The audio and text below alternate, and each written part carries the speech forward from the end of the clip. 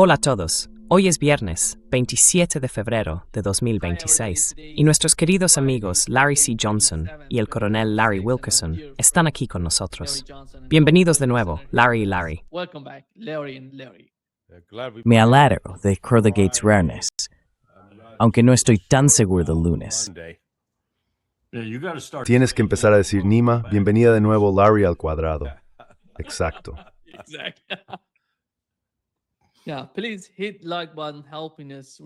Sí, por favor, dale al botón de me gusta. Nos ayuda a llegar a más gente. Déjame empezar contigo, Larry, porque tuvimos negociaciones entre Irán y Estados Unidos en Ginebra, mediadas por los omaníes. Esto es lo que dijo el ministro de Asuntos Exteriores iraní sobre esas conversaciones. Duraron más de 6 horas, 6:30 en realidad. Fueron 4 horas, luego hicieron una pausa y después hubo una segunda ronda de negociaciones. Esto es lo que dijeron. Muchas gracias. Ministra Akshi, ¿cuál es su evaluación de las negociaciones de hoy?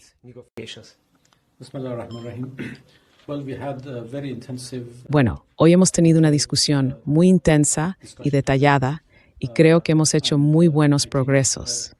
Ha sido la primera vez que hemos tenido casi 6 o 7 horas de conversaciones, tanto por la mañana como por la tarde.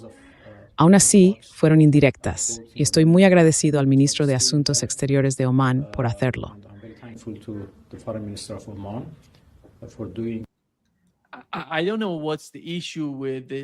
No sé cuál es el problema con este sonido. Está tan bajo. En fin, déjame decir lo que él dijo. Dijo que el resultado fue algo positivo y que estaban avanzando, progresando en las negociaciones, lo cual también fue reflejado por el ministro de Asuntos Exteriores de Omán. Hoy, mientras hablamos, estamos viendo muchas señales de que se avecina un ataque, de que algo grande está a punto de suceder. Larry, ¿cuál es tu interpretación de la situación actual?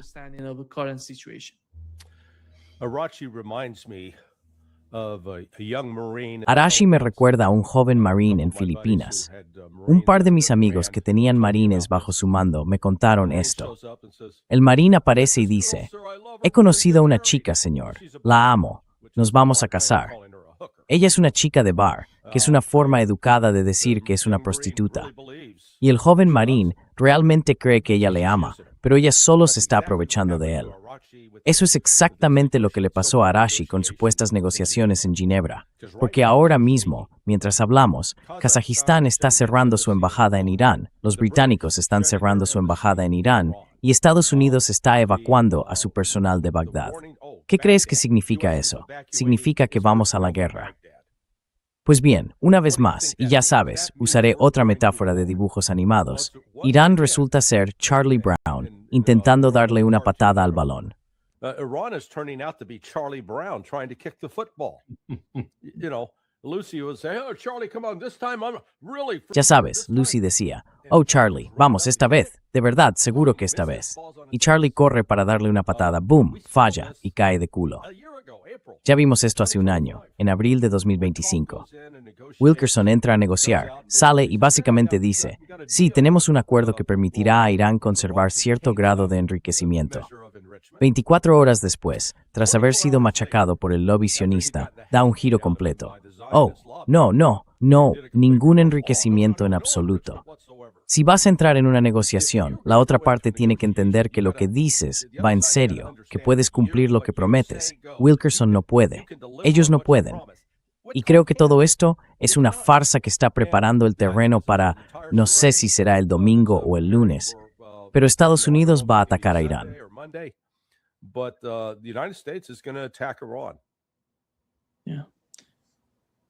Sí, Cal, está a hueso.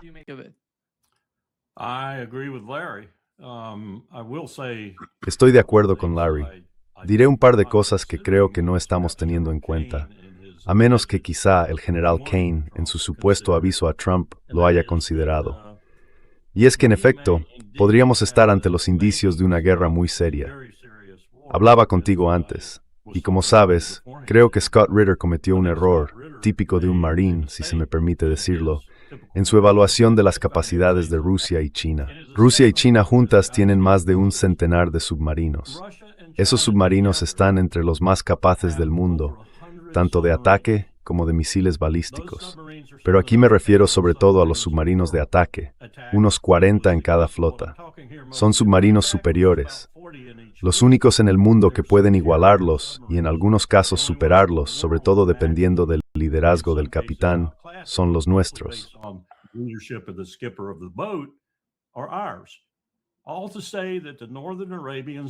Todo eso para decir que el mar Arábigo septentrional, después de estudiar 3 años en el Naval War College, en 2 cursos, puedo afirmar que tiene algunas de las mejores zonas de convergencia, temperaturas, niveles de salinidad y demás factores que anulan tanto el sonar activo como el pasivo.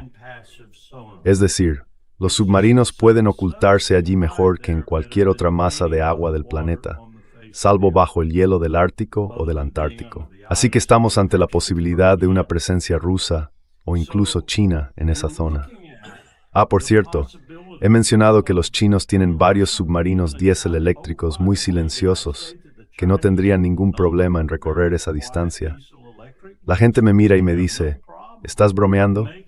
Yo les respondo, volved a mirar lo que hicimos en el Pacífico durante la Segunda Guerra Mundial.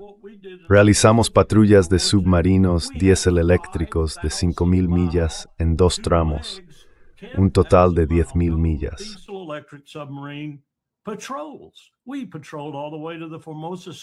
Patrullamos hasta el estrecho de Formosa, el mar de China Meridional, el mar Amarillo, el mar de Japón.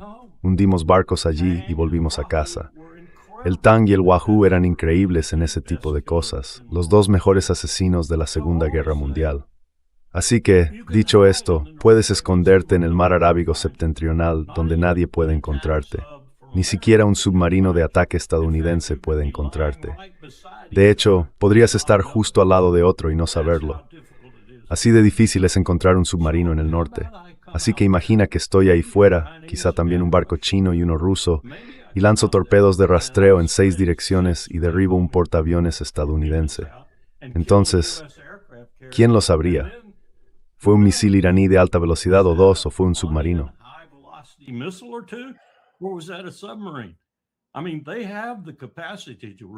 Quiero decir, tienen la capacidad de responder de una manera que sería devastadora.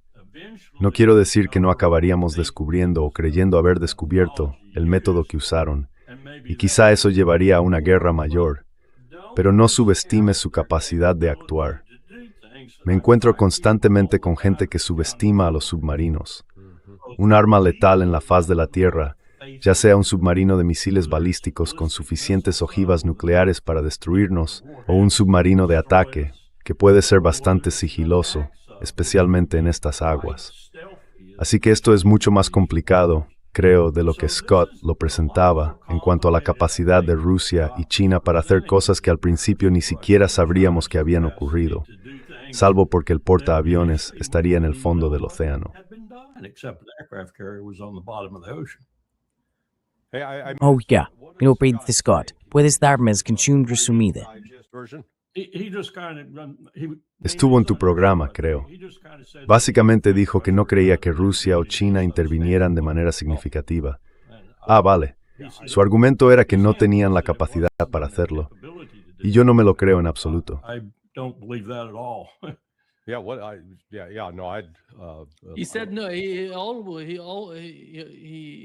Dijo Larry, además de lo que acaba de decir el coronel, que ningún ejército tiene las capacidades que tiene Estados Unidos cuando se trata de un ataque. Y añadió que si Estados Unidos interviene, lo hace por completo, y será más devastador que cualquier ejército del mundo. Por eso Rusia y China quizá no intervengan, ya sabes.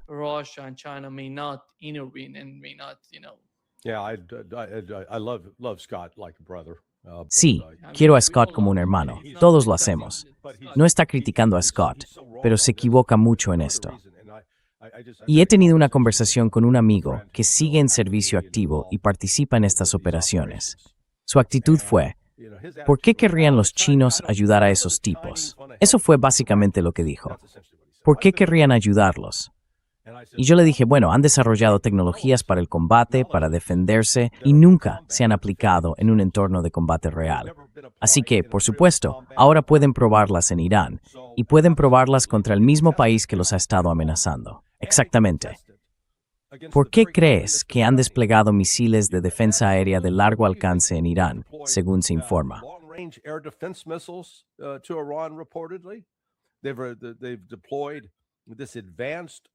Han desplegado este radar 3D avanzado que puede ver hasta 430 millas desde Irán.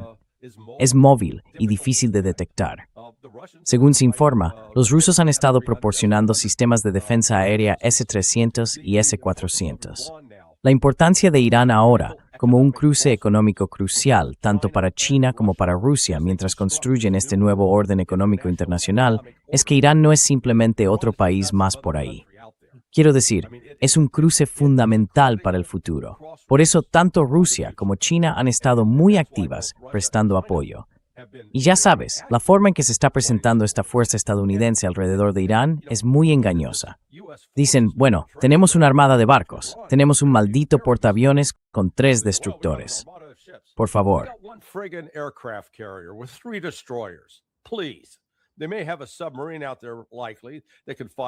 Puede que tengan un submarino por ahí, probablemente. Puede lanzar alrededor de un centenar de misiles de crucero Tomahawk.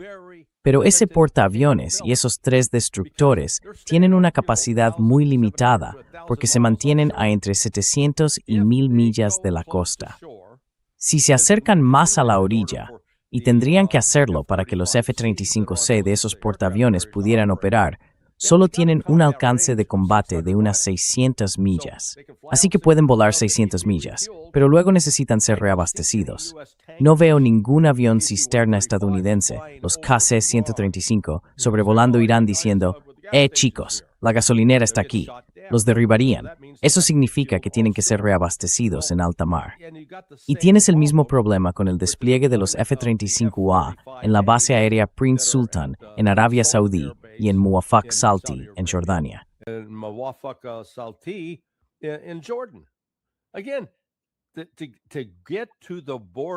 De nuevo, llegar hasta la frontera de Irán supone un vuelo de unos 700 millas para estos tipos, y luego tienen que recorrer otras 267 millas desde la frontera hasta alcanzar Teherán.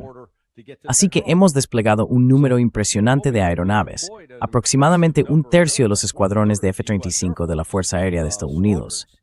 Sin embargo, los requisitos operativos para que sean eficaces en combate en un entorno hostil. Creo que esa es una de las razones por las que el general Kane decía que hay mucho riesgo aquí.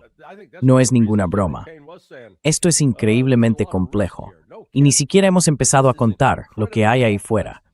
Se ha publicado un mapa que muestra unos 100 radares de sistemas de defensa aérea desplegados de norte a sur a lo largo de esa frontera occidental. Esto es una locura. Es una auténtica locura lo que Estados Unidos se está preparando para hacer.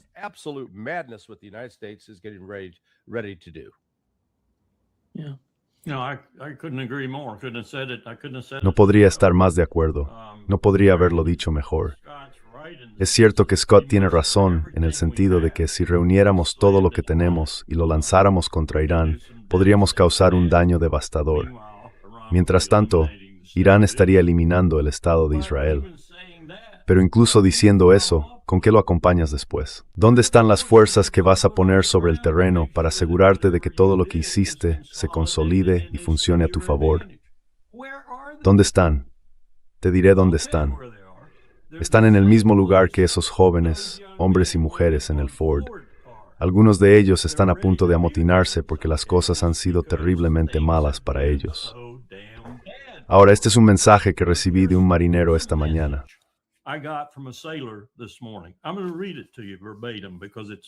Voy a leértelo palabra por palabra porque es totalmente cierto. El USS Gerald Ford ha estado en el mar durante 241 días. Su despliegue se ha ampliado 2 veces y ahora se dirige de nuevo hacia Oriente Medio por tercera vez. Los marineros están perdiendo funerales, nacimientos y los primeros pasos de sus hijos. El sistema de alcantarillado del barco está fallando, como todos sabemos, lo que requiere intervenciones de mantenimiento todos los días y limpiezas con ácido que cuestan $400,000 cada una. Los miembros de la tripulación están diciendo a los periodistas que quieren dejar la Marina. La moral se describe en términos que los periodistas de defensa no habían usado desde Vietnam. Este despliegue va camino de alcanzar los 11 meses.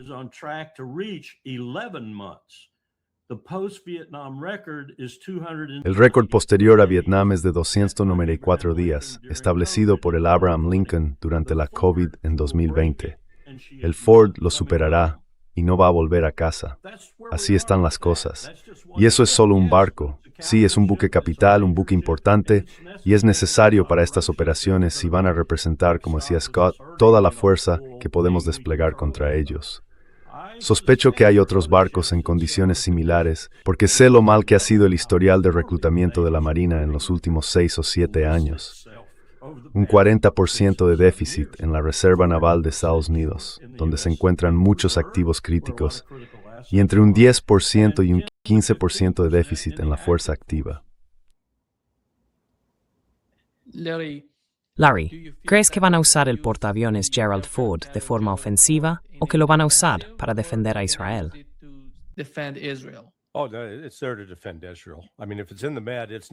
Está ahí para defender a Israel.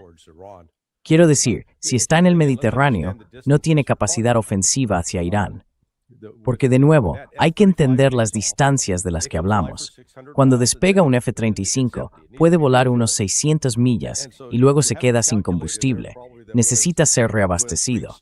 Así que hay que tener en cuenta que cuando ha recorrido unas 500 millas, es cuando se empieza a repostar.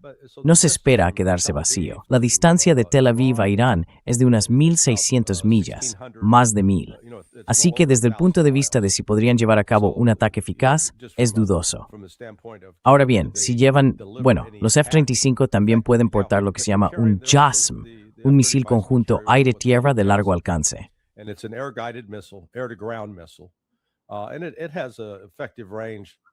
Y tiene un alcance efectivo de unos, dicen, 550 millas, pero ya sabes, redondeemos a 500. Así que eso sí da a los aviones un poco de distancia de seguridad. Pero no están teniendo en cuenta el hecho de que los S-300 y S-400 son muy capaces, diseñados específicamente para interceptar ese tipo de misiles. Y de hecho, según tengo entendido, algunos JASM se han utilizado en el campo de batalla en Ucrania, y Rusia ha sido capaz de derribarlos. Así que no aportan solo conocimiento teórico, sino experiencia real en hacerlo. Pero volvamos a lo que señalaba el coronel Wilkerson. ¿Cuál demonios es el objetivo? Quiero decir, ya sabes, esto no es, oye, vamos a juntarnos y a volar cosas por los aires. ¿Cuál es el objetivo?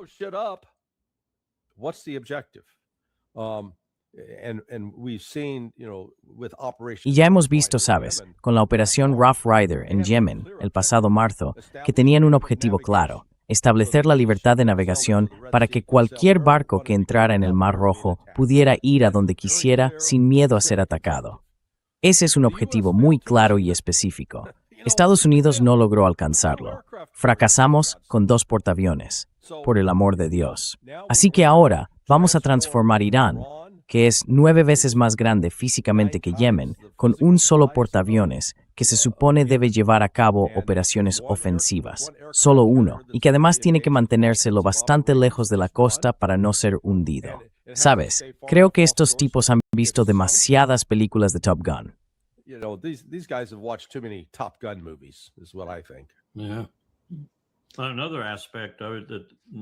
Otro aspecto que la gente no está considerando realmente, Larry lo sugirió en sus comentarios anteriores, es pensar en la España de 1936, cuando la gente estaba probando su equipo, especialmente los nazis. Y hay que tener eso en cuenta cuando se piensa en Rusia y China. Ahora bien, Rusia ha probado muy bien su capacidad terrestre en Ucrania hoy en día, pero no ha puesto a prueba su capacidad naval en gran medida. Ha tenido algunos problemas con submarinos y buques de superficie, pero no muchos. Y Rusia tiene, como dije, una flota de submarinos bastante formidable. Reto a cualquiera a decirme que, de inmediato, o incluso en 1 o 2 semanas, podrían afirmar qué fue exactamente lo que hundió a los combatientes estadounidenses. Les reto, Mienten y dicen que pueden, pero no podrán hacerlo, a menos que alguien esté grabando en video la estela del torpedo al impactar la popa del portaaviones o lo que sea. Y no van a poder hacerlo muy bien, porque los torpedos más sofisticados viajan a gran profundidad, no dejan estela en la superficie y solo emergen y golpean cuando están bajo su objetivo.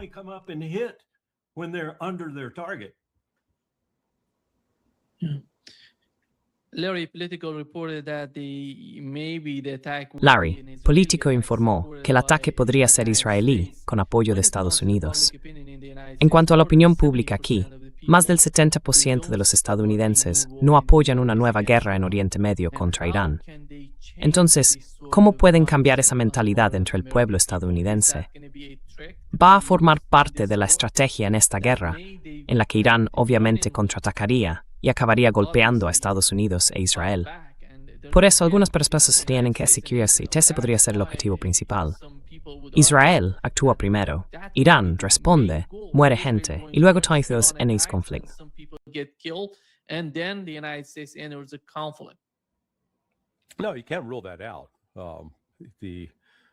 No, no se puede descartar. Las mentiras que se han contado repetidamente al pueblo estadounidense sobre Irán son simplemente asombrosas. Siguen insistiendo en que Irán es el principal patrocinador del terrorismo. No, no lo es. Quiero decir, eso es una mentira descarada. Pero la mayoría de los estadounidenses lo creen. Creen que Irán ha estado atacando constantemente a Estados Unidos, ignorando el hecho de que las operaciones militares de Irán en Siria estaban dirigidas contra los mismos islamistas radicales que supuestamente nos atacaron el 11 de septiembre.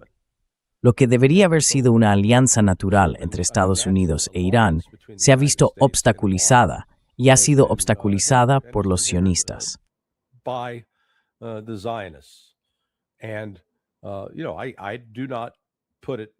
Y ya sabes, no me sorprendería que tal vez escenificaran un ataque contra uno de los barcos estadounidenses y culparan a Irán. Porque si la historia se cuenta como, oye, estábamos ocupándonos de nuestros asuntos y nos atacaron de la nada, así que ahora tenemos que destruir Irán. Bueno, ese sería el relato que intentarían imponer. El problema es que Estados Unidos no tiene esa capacidad, salvo que use armas nucleares. Ya vimos las limitaciones del poder naval estadounidense el pasado marzo en el Mar Rojo. Allí teníamos 2 portaaviones, al menos 4 destructores, un crucero y quizá incluso más barcos de ese tipo. Teníamos supremacía aérea, quiero decir, controlábamos el espacio aéreo.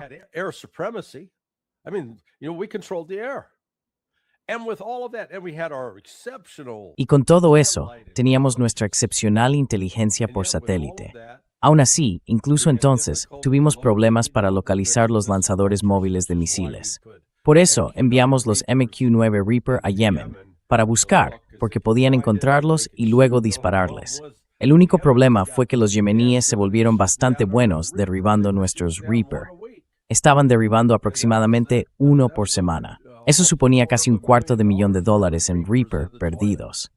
Vimos el caos del combate, donde al parecer, por fuego amigo, derribamos uno de nuestros propios F-18. Y luego, ya sabes, nunca obtuvimos la historia completa sobre el otro que se deslizó por la cubierta de un portaaviones. Giró demasiado rápido. Sí. Giró demasiado rápido en una rotación demasiado cerrada por culpa del Mar Rojo. Sí. ¿Por qué sería eso, Quiero decir, sí, esta idea de que tenemos una gran invencibilidad, como Andrei Martyanov ha señalado de forma constante y acertada, no hemos ganado ni una maldita cosa desde la Segunda Guerra Mundial. Ya sabes, fuimos a Panamá, maltratamos a los panameños y capturamos a Noriega. Nunca vi a Muhammad Ali pavoneándose diciendo, le gané al chico en silla de ruedas, ¿sabes? Pero así somos. Nuestro aptaunost israelíes y realmente no pueden defenderse. En usigamos que desentrar mersuas de Maidim.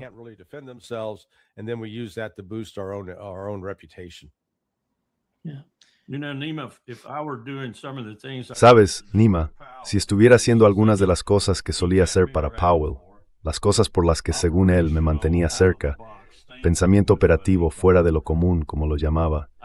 Yo, si estuviera al mando, dejaría que Israel me atacara y luego los destruiría. Y entonces, si Estados Unidos interviniera, solo entonces, empezaría a atacar activos estadounidenses. Pero aprovecharía la oportunidad. Me han atacado, ellos me atacaron, así que los destruyo. Creo que podrían hacerlo en 6 o 7 días.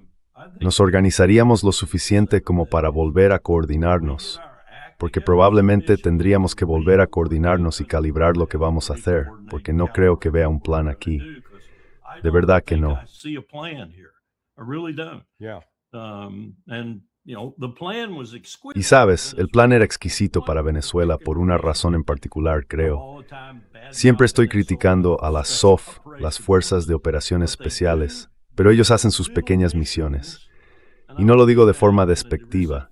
Quiero decir que tienen misiones pequeñas, no tienen grandes misiones militares operativas a gran escala. Las hacen bastante bien, con mucha precisión. Y si todo ocurre a tiempo y según lo planeado, normalmente tienen éxito. Pero este tipo de guerra no funciona así. Esto es algo grande, y últimamente no tenemos un buen historial haciendo cosas grandes. Así que si yo fuera Irán, haría eso. Iría directamente contra Israel. No atacaría ningún activo estadounidense o árabe hasta que quedara claro que Estados Unidos también estaba involucrado.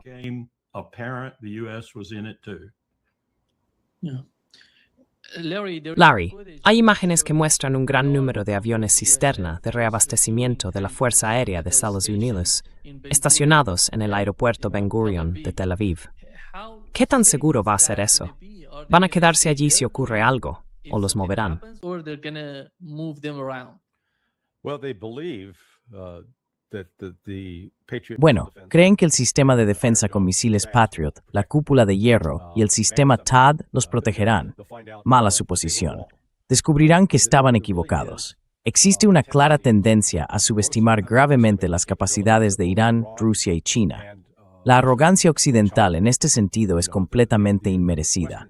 Sería una cosa si fuéramos como campeones repetidos de la Super Bowl y pudiéramos pavonearnos diciendo, oye, somos bastante buenos, hemos ganado 3 Super Bowls. Pero cuando miras nuestros fracasos en Afganistán, Irak y Vietnam, todo se acumula.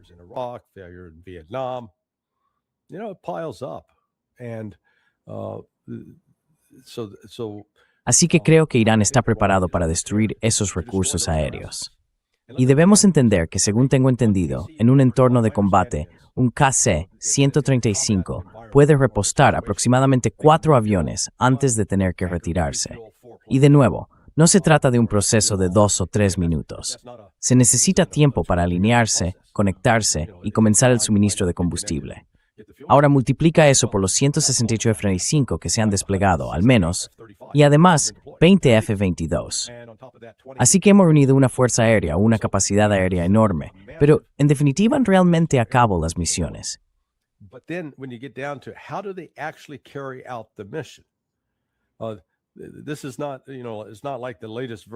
Esto no es como la última película de Top Gun, en la que Tom Cruise y su equipo vuelan por las montañas de Irán lanzando cosas aquí y allá. No, no va a ser así. Y estoy haciendo algunas suposiciones. Supongo que como resultado de los acontecimientos del pasado junio, Irán ha aprendido algunas lecciones importantes. Que la mayoría de los ataques contra radares terrestres y sistemas de defensa aérea fueron en realidad ataques terrestres de grupos que se habían infiltrado en Irán. No creo que tengan ese problema esta vez. Creo que los elementos de contrainteligencia y el servicio de inteligencia iraní han estado bastante activos desde junio pasado y ahora especialmente desde las protestas de principios de enero.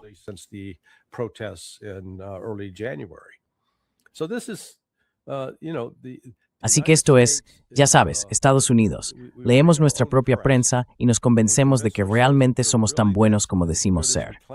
Y luego, ya sabes, el coronel Wilkerson, con la carta que leyó. Siempre nos preguntamos por qué en aquellos viejos barcos de vela lo llamaban poop deck. Bueno, vale, poop es la palabra francesa para cubierta, así que en realidad no estaban defecando allí.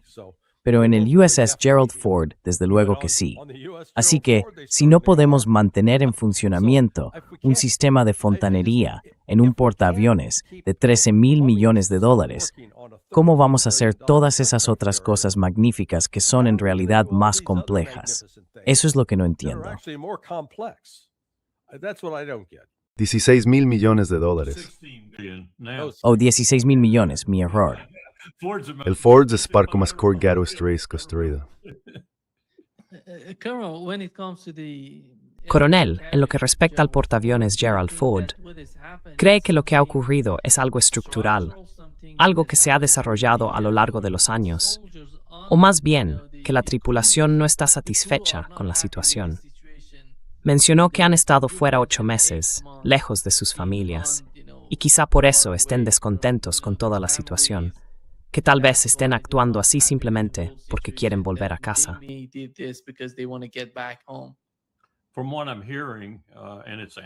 Por lo que estoy oyendo, y es anecdótico, pero creo que bastante fiable, son ambas cosas. El sistema es defectuoso. Nunca debería haberse diseñado y construido de esa manera para un barco flotante tan enorme. Y hay tanta gente. No creo que realmente hayan considerado las dos cosas juntas. El tamaño del barco, el número de personas, y cuántas veces esas personas tendrían que orinar o ir al baño, lo que sea. Así que diseñaron un sistema que se atasca con mucha facilidad y que al mismo tiempo probablemente sea inadecuado para el barco, por su tamaño y densidad de población. Creo que los marineros se aprovecharon de eso, sin embargo. Empezaron a meter cosas en el sistema, camisetas, cosas así, porque estaban hartos de no tener escalas en puerto, hartos de que si las había fueran de 24 horas y la mitad de la tripulación ni siquiera pudiera bajar a tierra. Presumente tivem ambas cosas. No la seguridad, se está perigoso de racing capacidades.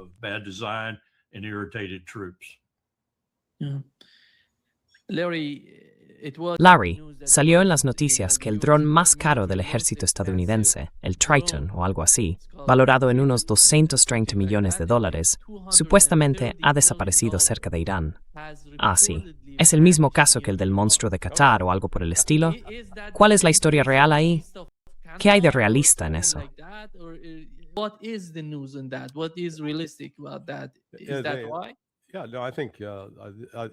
Es por eso, sí, no.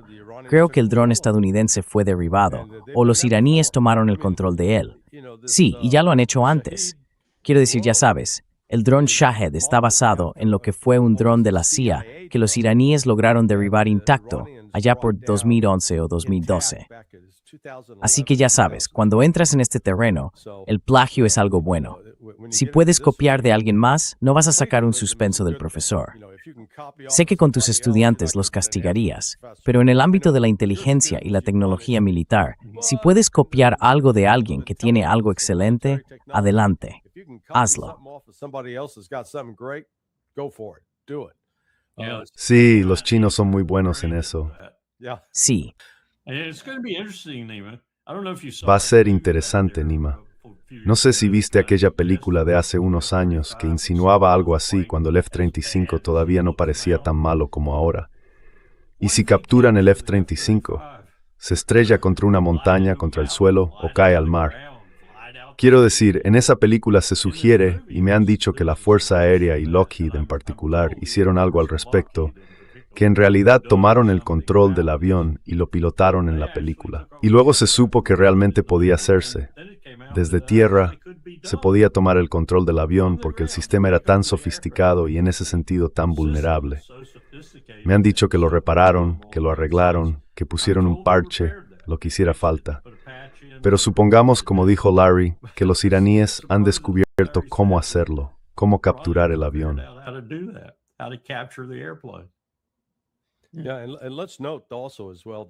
Sí, y señalemos también que los rusos y los chinos tienen capacidades de guerra electrónica bastante avanzadas, muy superiores a las nuestras. Y de nuevo, en el caso de Rusia, están probadas en combate.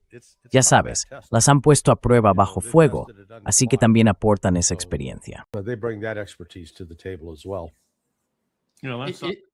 Sabes, eso es algo que la gente también olvida. que Rusia es probablemente el ejército más experimentado del mundo en este momento. Y puedes apostar a que esa experiencia, cuando es relevante, se está compartiendo con sus amigos y aliados. Larry, quiero plantear otro argumento que Scott expuso en mi podcast, que el ejército estadounidense está mucho más preparado que el ruso, el iraní o el chino, y que por eso podrían ser capaces de lanzar algún tipo de operación que cambie las reglas del juego en el caso de Irán. ¿Es eso cierto? ¿Qué tan preparados están? ¿Cómo se comparan los ejércitos? Los dos. How could he say that? Based on what? ¿Cómo pudo decir eso? ¿En base a qué? Quiero decir, Estados Unidos, nuestra experiencia durante los últimos 25 años ha sido luchar contra tribus, ya sea en Irak o en Afganistán. Así que no se trata de ejércitos organizados con una cadena de mando bien definida, uniformes, bases militares y demás. Son más bien como mis antepasados luchando contra los británicos en 1776, granjero pastores, y no fuimos muy eficaces contra ellos. Quiero decir, sí, podíamos desplegar más poder de fuego contra tipos que básicamente llevaban fusiles. Pero no hemos demostrado ninguna experiencia en maniobrar eficazmente contra un igual. De hecho, la llamada contraofensiva en Ucrania, que se lanzó en junio de 2023, no fue resultado de la planificación ucraniana. Fue planificada y ejecutada por oficiales de la OTAN y de Estados Unidos, y fracasó. They planned it and executed it, and it failed. And the failure, I mean, this is what I found astonishing. Y el fracaso. Quiero decir, esto es lo que me resultó asombroso. No pretendo ser Clausewitz ni Sun Tzu, pero tengo suficiente entendimiento para saber que, si vas a lanzar una ofensiva terrestre contra fuerzas bien atrincheradas que tienen fortificaciones, campos de fuego entrelazados y artillería, más vale que cuentes con apoyo aéreo para ablandarlas, junto con artillería. Y ese poder aéreo tiene que incluir apoyo aéreo cercano. No lo tenían en absoluto. Ni siquiera lo consideraron un requisito. Oh, esto saldrá bien. Estaremos en el mar de Azov. Quiero decir, vimos a Petraeus, Hodges y Jack Keane y a todos esos payasos diciendo, oh, estaremos en el mar de Azov en agosto. No ocurrió. Así que no sé de dónde saca Scott su evaluación positiva. No lo hemos visto en el desempeño real del ejército estadounidense.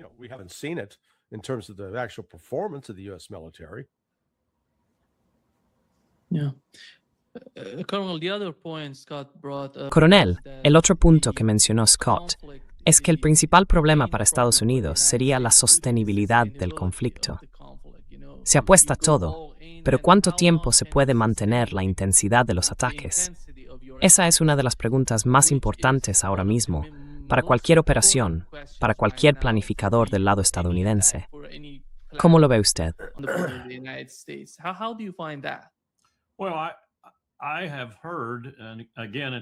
Bueno, yo he oído, y de nuevo, es algo anecdótico, aunque en algunos casos un poco más que anecdótico, que una de las razones por las que Caín, si lo hizo, y sospecho que probablemente sea cierto, en efecto hizo alguna advertencia al presidente sobre esto puede que no sea tan fácil como crees, fue porque envió a un equipo a recorrer no solo las instalaciones de los principales contratistas, como RTX, Lockheed, Grumman y otros, sino también a ver qué había disponible en otros lugares. Y uno de los estados a los que fue en particular fue Arkansas, para ver qué había disponible para aumentar la producción con rapidez. Y se llevó una impresión muy negativa, muy negativa. Así que cuando Larry dice, o cualquiera dice, que solo tenemos un suministro limitado de Patriots, un suministro limitado de esto, de aquello y de lo otro, y que Israel va a usar muchos de ellos por su cuenta, tienen razón. ¿Qué haces cuando a la semana de guerra ya no te quedan balas?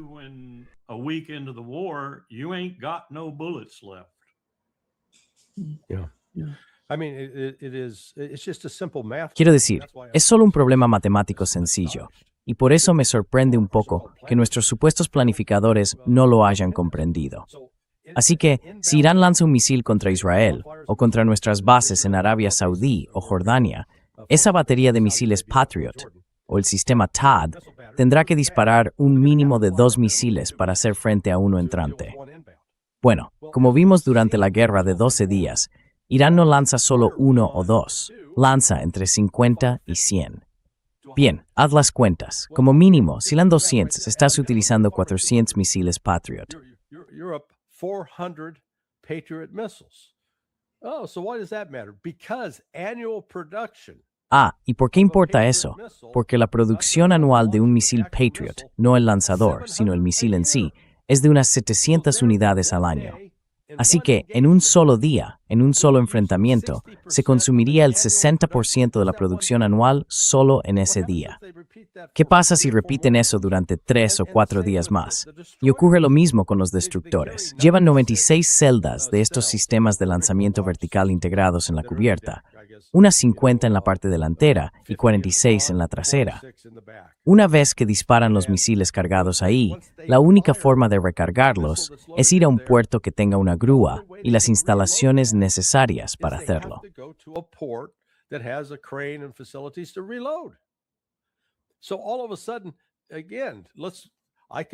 Así que, de repente, otra vez, puedo imaginar fácilmente un escenario en el que Irán lance 200 drones acompañados por 20 misiles contra uno de los destructores. Sí, puede que derriben la mayoría, pero cuando todo termine, estarán agotados. Y ahora tienen que regresar. Y si se retiran, el portaaviones tiene que ir con ellos, porque el portaaviones no puede quedarse ahí solo. Necesita a esos destructores, en teoría, para defenderlo.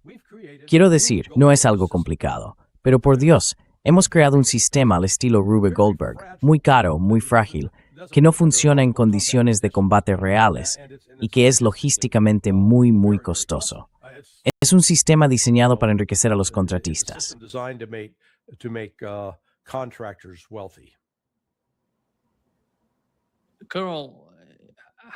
Coronel, ¿qué opina del gobierno británico? ¿Van a formar parte del ataque? Porque hemos oído hablar de cazas británicos que llegan a Israel y Chipre y de todas esas noticias que están saliendo. ¿Cómo ve la participación de los británicos en esto? ¿O cree que no se van a involucrar tanto?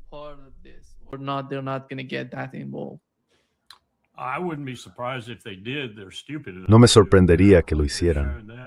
Por lo visto, son lo bastante estúpidos como para hacerlo. Lo han demostrado en Ucrania y en otros escenarios. Pero no creo que vaya a ser decisivo de ninguna manera. También los derribarán del aire. Mientras Larry hablaba, recordaba un momento que tuvimos con el secretario Perry y el general Gary Luck en la península de Corea. Era una época de gran tensión. Pensábamos que íbamos a entrar en guerra. De hecho, cuando nos reunimos con el secretario Perry, esto fue en mi seminario del Colegio de Guerra del Cuerpo de Marines, básicamente dijo que temía mucho que fuéramos a la guerra.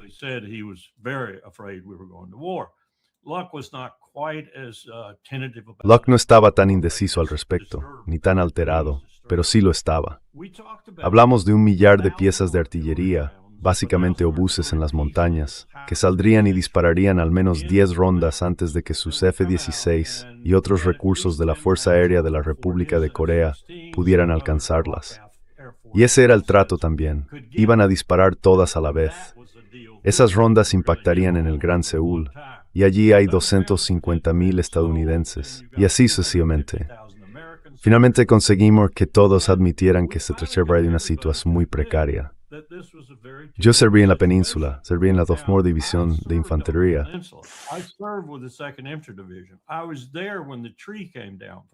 Yo estaba allí cuando cayó el árbol, por ejemplo. Vi lo poco preparados que estábamos para un ataque a través de la DMZ. Vi lo poco preparados que estábamos. Así que estamos allí sentados hablando con ellos, diciendo, vale, supongamos que hay movimientos militares al mismo tiempo. Invaden Seúl, prácticamente la tienen ardiendo, destruida. Y dicen, hemos terminado. ¿Queréis recuperar vuestra capital o lo que sea? Iremos a negociaciones por ella. Algo parecido a lo que hicimos cuando terminó la Primera Guerra de Corea, o terminó en cuanto a los combates reales y pasó a las conversaciones. La gente no piensa de esa manera. O sí que lo hacen. Y quizá podrías tener una situación así, además de tu falta de preparación para afrontarla.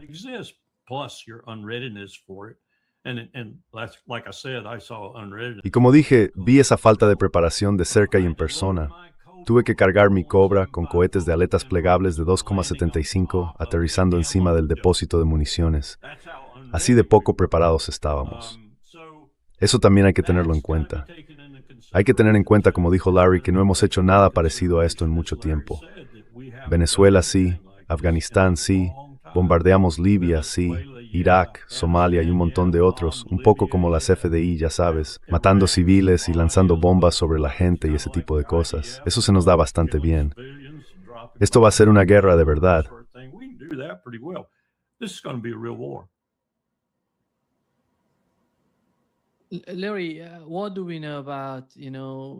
Larry, ¿qué sabemos sobre iraníes o chinos que quizá estén siendo entrenados durante la guerra en Ucrania? Porque hemos visto norcoreanos en la región de Kursk. ¿Y los iraníes y los chinos? ¿Crees que estaban participando? No sé ni siquiera cómo sería posible entrenar a iraníes y chinos, pero he oído que en algunos de los videos que salen de Rusia, en canales rusos, se puede oír a gente hablando en persa, alguien entre ellos hablando en persa. Se puede más o menos reconocer cuando ves uno de esos videos. ¿Cuál es tu interpretación de eso?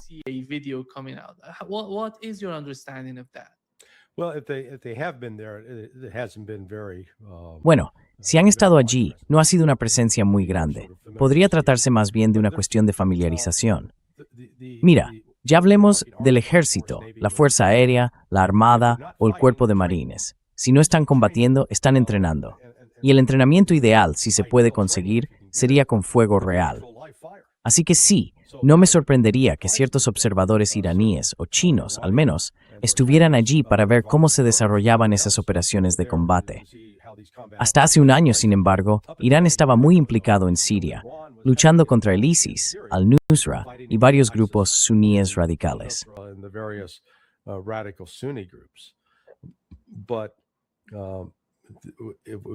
Pero si damos un paso atrás y observamos los últimos 4 años, y este es el punto que el coronel Wilkerson mencionó antes, Rusia se sitúa muy por encima de cualquier otro país del mundo en este momento en cuanto a las lecciones aprendidas del combate.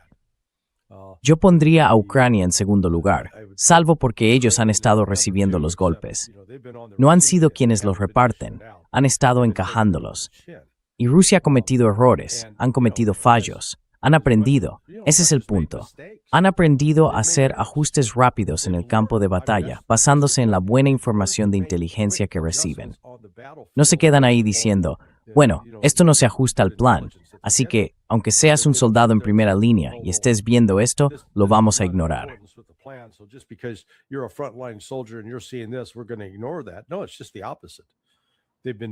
No, es justo lo contrario. Han respondido muy bien a lo que dicen las tropas en primera línea. Oye, este dron en particular es una porquería. O, esto es lo que necesitamos hacer para defendernos mejor. Así que sí, esas lecciones se van a llevar a Irán. Pero recordemos que en los primeros días de la operación militar especial de Rusia, Irán desempeñó un papel fundamental suministrando drones. Y si crees que desde aquella guerra de 12 días, Irán ha estado de brazos cruzados, sin producir miles de drones, bueno, ya sabes, porque gran parte de eso lo hacen bajo tierra, no creo que la inteligencia occidental tenga ni idea de la verdadera capacidad y tamaño de la fuerza iraní de misiles y drones.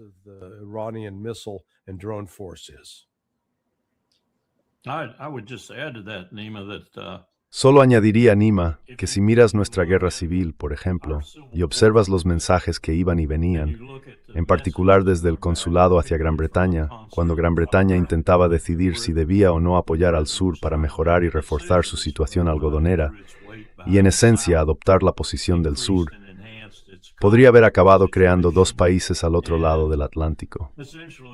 En realidad, no era una mala estrategia.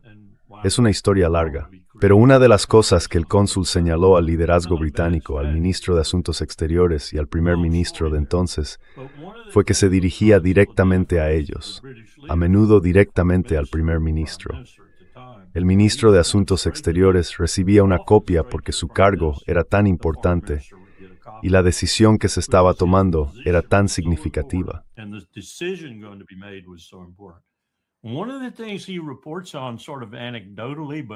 Una de las cosas sobre las que informa, de manera algo anecdótica pero muy realista, es el miedo que debería estar en el corazón de cada país europeo. Tenían, y lo confirmaron diplomáticamente a los británicos por los canales adecuados, observadores en nuestros campos de batalla, en Antietam, en Gettysburg, en Cold Harbor. Tenían miedo, y él también infundió ese temor a los británicos, que el ejército de 1 millón de hombres que Grant comandaba, curtido al máximo en combate, fuera a utilizarse en otra parte del mundo. Bueno, no lo hicimos.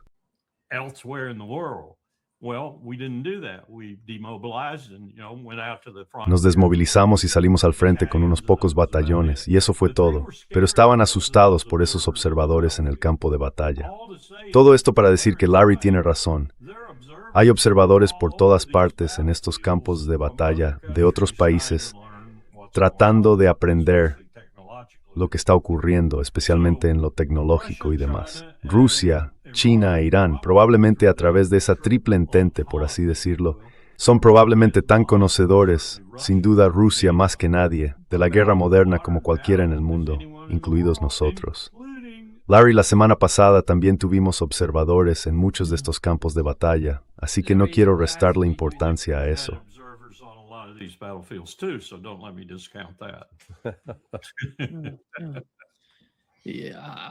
Sí, la última vez que hablamos, recuerdo que estábamos discutiendo sobre el vicepresidente de Estados Unidos, que intenta oponerse a quienes quieren atacar a Irán. Me preguntaba, ¿cuál es tu comprensión de la situación actual con J.D. Vance? Porque parece que se está convirtiendo en uno de los más... Bueno, él dice que no vamos a hacerlo, que somos capaces de hacer las cosas de manera diferente, que la forma en que libramos la guerra va a ser distinta y revolucionaria. Es lo que dijo J.D. Vance.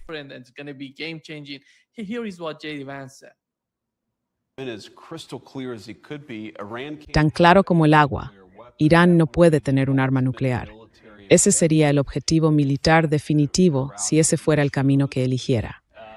Eso es, por supuesto, lo que intentamos lograr, como dijo el presidente, mediante la vía preferida de la diplomacia. Pero es muy sencillo. Tenemos que llegar a una situación en la que Irán, el mayor patrocinador estatal del terrorismo en el mundo, no pueda amenazar al mundo con terrorismo nuclear. Creo que la mayoría de los estadounidenses entienden que no se puede permitir que el régimen más loco y peligroso del mundo tenga armas nucleares. Eso es lo que el presidente está intentando conseguir. Ese es el objetivo que se ha fijado y va a intentar alcanzarlo por la vía diplomática.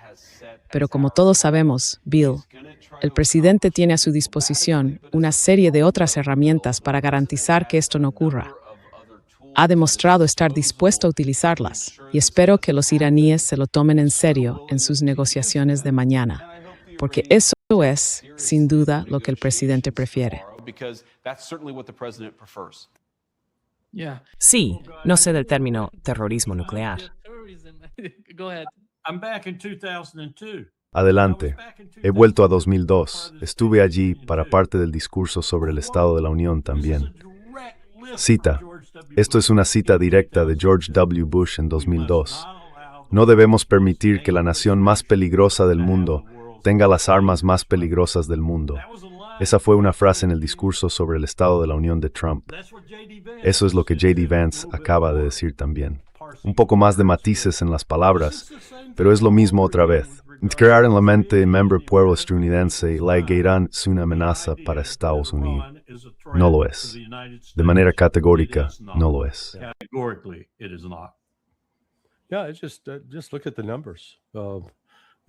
Sí, solo hay que mirar las cifras. Si juzgamos a un país por sus ataques directos o por el uso de sus representantes, cuando se trata de Estados Unidos e Irán, Estados Unidos como mínimo es responsable de la muerte de al menos 300,000 iraníes. Irán, en cuanto a sus acciones y representantes, es responsable de la muerte de menos de 1,000 estadounidenses. Así que los números cuentan la historia. J.D. Vance está mintiendo. No sé si es por ignorancia o si simplemente está ignorando deliberadamente los hechos. Pero Irán no es el principal patrocinador del terrorismo en el mundo. Simplemente no lo es. Las cifras no lo respaldan. Siéntate y muéstrame los atentados terroristas de cada año. Sit down and show me the terrorist attacks each year. The groups Los grupos que han sido objeto de informes constantes por parte de la Agencia Central de Inteligencia y posteriormente del Centro Nacional de Contraterrorismo, el CTC, recopilan y reportan ataques y víctimas. Centrémonos en los grupos que realmente matan a personas. Los grupos que han matado a más gente, alrededor del 80% de todos los atentados terroristas internacionales, son los extremistas suníes, e Irán no forma parte de ninguno de esos grupos. ISIS, Al-Qaeda, los talibanes, Hayat Tahrir al-Sham, hay otro más. Excepto que a ese tipo le damos un abrazo en el despacho oval y lo ponemos en el poder en Siria. Así que, de nuevo, esto es lo de siempre. Ya lo hemos visto antes a lo largo de la historia, como ha señalado el coronel Larry Wilkerson.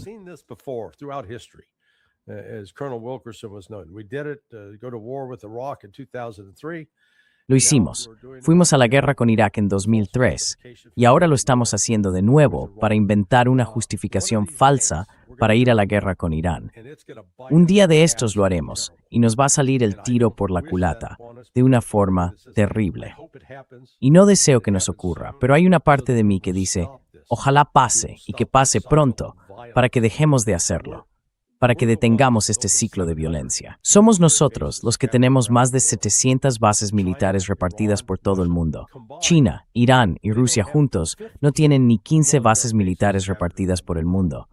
Somos nosotros los que hemos estado provocando guerras constantemente y matando sirios, iraquíes, afganos, libios y somalíes. Ya sabes, la lista sigue. Ahora podríamos añadir también a los cubanos.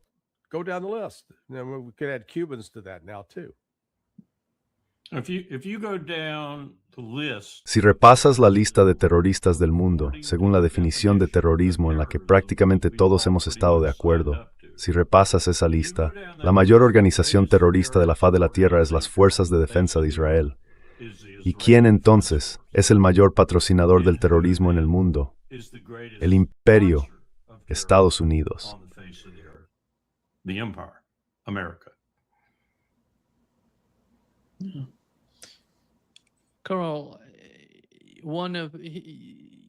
Carl, uno de los principales problemas, en mi opinión, a ojos de los israelíes, a ojos del gobierno de Netanyahu, es que los iraníes, tras la experiencia de la guerra de 12 días, se dieron cuenta de que los misiles pueden hacer algo que vuelve innecesarias las armas nucleares.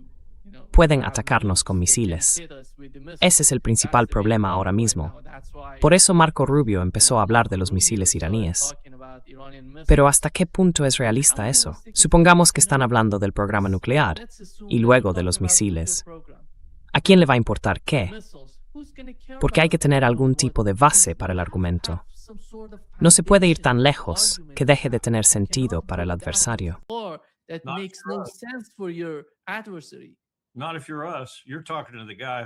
No si eres uno de nosotros. Estás hablando con el tipo que organizó los preparativos para y luego la ejecución final de la presentación del 5 de febrero de 2003 en las Naciones Unidas. Qué estúpido fui. No necesitas ninguna prueba. Todo lo que necesitas es tu retórica. J.D. Vance lo demostró. George W. Bush lo demostró.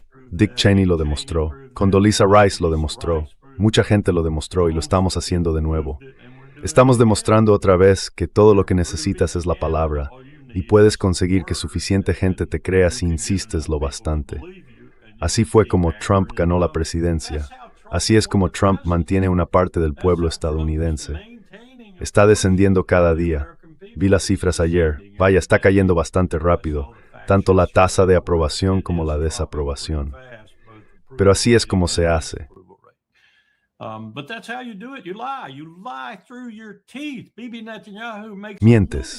Mientes descaradamente. Bibi Netanyahu se gana la vida mintiendo descaradamente todos los días. Y por cierto, no sé si viste aquello, está grabado, puedes verlo. Está en hebreo, pero los subtítulos son bastante buenos. Al final de sus declaraciones en hebreo a un grupo de sus hombres dijo, y si no funciona, van a recibir el ataque más devastador imaginable. Bueno, ¿qué demonios crees que significa eso? ¿Ya has cargado las bombas? ¿Ya las has movido hasta el punto de cargarlas? Sí. Cuando habla en hebreo, Nima, tienes que escuchar. Cuando habla en inglés está disimulando, mintiendo, engañando, robando, pero cuando habla con sus colegas en hebreo, normalmente dice lo que cree que es la verdad.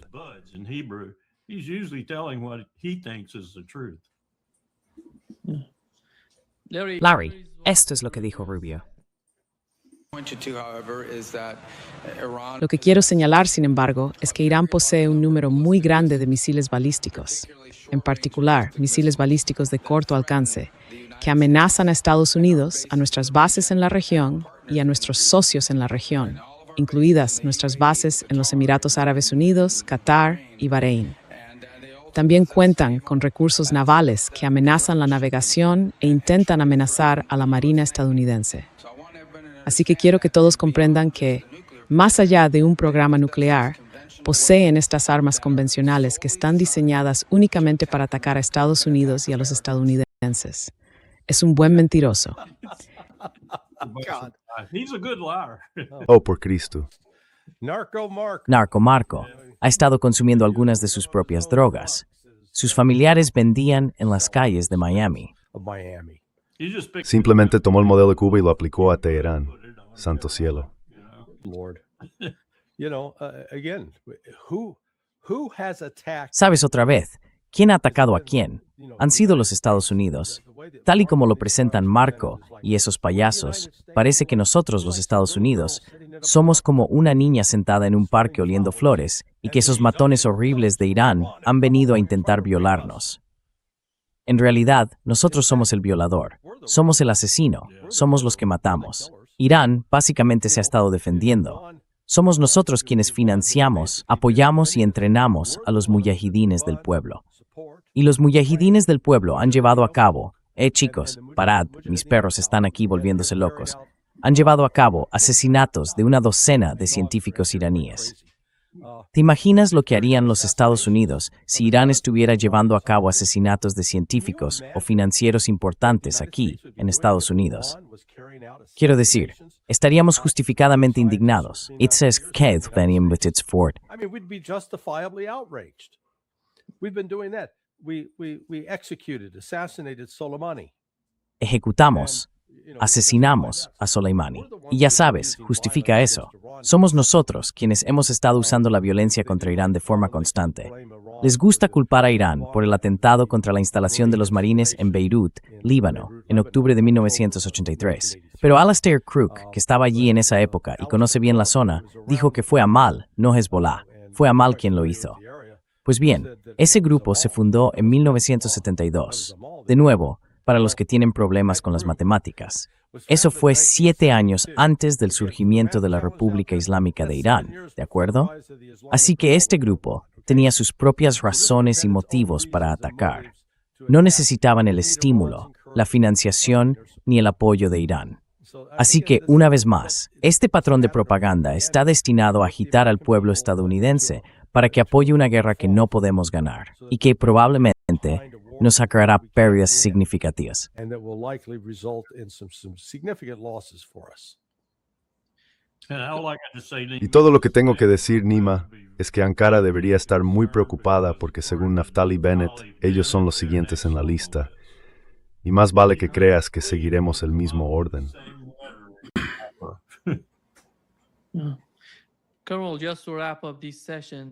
Coronel, solo para cerrar esta sesión, si Trump ataca, y creo que lo va a hacer, veamos cuál es el momento, ya sabes, el momento exacto del ataque. Pero, ¿cómo lo ve usted si sale mal, si va en la dirección equivocada y no consigue lo que Trump busca? ¿Cuáles serían las repercusiones de ese resultado para el propio Donald Trump?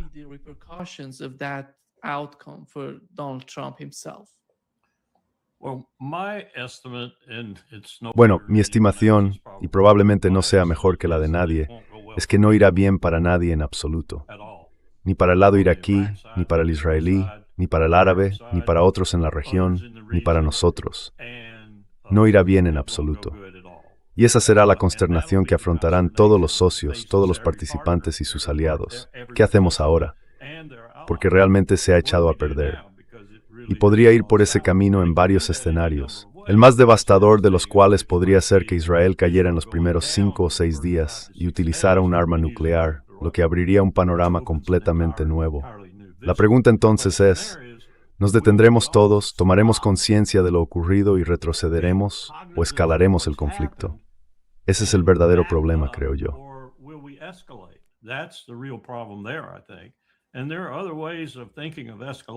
Hay otras formas de pensar en la escalada más allá de que Israel use más de un arma nuclear o de que Pakistán le dé una a alguien o lo que sea. Hay todo tipo de implicaciones en eso. En mi opinión, se parece mucho a agosto de 1914, cuando todos, Gran Bretaña, Alemania, Rusia, Francia, pensaban que la guerra terminaría en 6 meses. Y cada uno creía que su alianza o entente tendría éxito. Fue la guerra más sangrienta de la historia humana hasta ese momento. Esto podría ser una situación del mismo tipo, y no estoy intentando exagerar.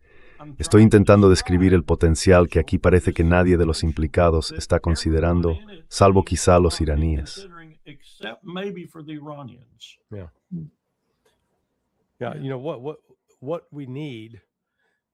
Sabes, lo que necesitamos es un oficial estadounidense. Da igual si es del ejército, la marina, la fuerza aérea o el cuerpo de Marines, que se levante y diga, debo renunciar a mi comisión. No voy a ser cómplice de una guerra ilegal. El presidente nos está llevando a la guerra sin un acto del Congreso, según nuestra Constitución. La única manera en que podemos ir a la guerra es si el Congreso la autoriza. Y si el Congreso la autoriza, entonces, claro, se saluda y se cumplen las órdenes. Pero no es el caso aquí. Y Trump, si sigue adelante con esto, va a inaugurar una era histórica sin precedentes. Porque normalmente, incluso George W. Bush, cuando fue a la guerra en Irak, contaba con el apoyo del 71% del pueblo estadounidense. Pero ahora solo hay un 21% que la apoya.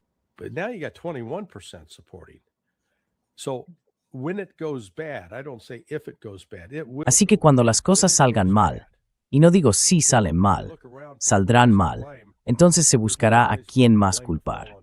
No habrá nadie más sobre quien recaiga la culpa que Trump. Y eso, creo, marcará el final efectivo de su presidencia. Desde ese punto de vista, los demócratas estarán encantados, pero va a tener un coste terrible para Estados Unidos.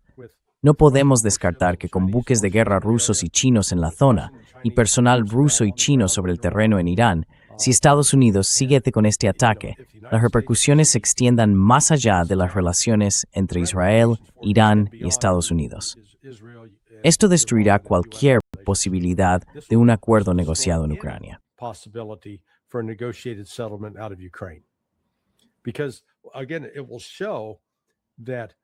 Porque una vez más, eso mostrará por qué debería Putin perder el tiempo hablando con Steve Witkoff y Jared Kushner. Los iraníes están diciendo, oye tío, tuvimos una gran reunión, estamos avanzando, tenemos una opción. Y antes de que se reúnan de nuevo en Ginebra el lunes, es muy posible que Estados Unidos ataque. Así que bueno, no tuvimos elección. Entonces, ¿para qué hablar siquiera con Witkoff y Kushner? Sus palabras no significan nada, no pueden cumplir con nada. Y luego, ya sabes, acabo de ver otra noticia.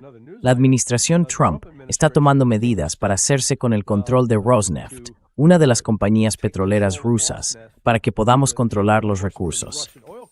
Sí, esa es una buena manera de fomentar la buena voluntad con Rusia en las negociaciones. Es increíble lo que están haciendo estos payasos.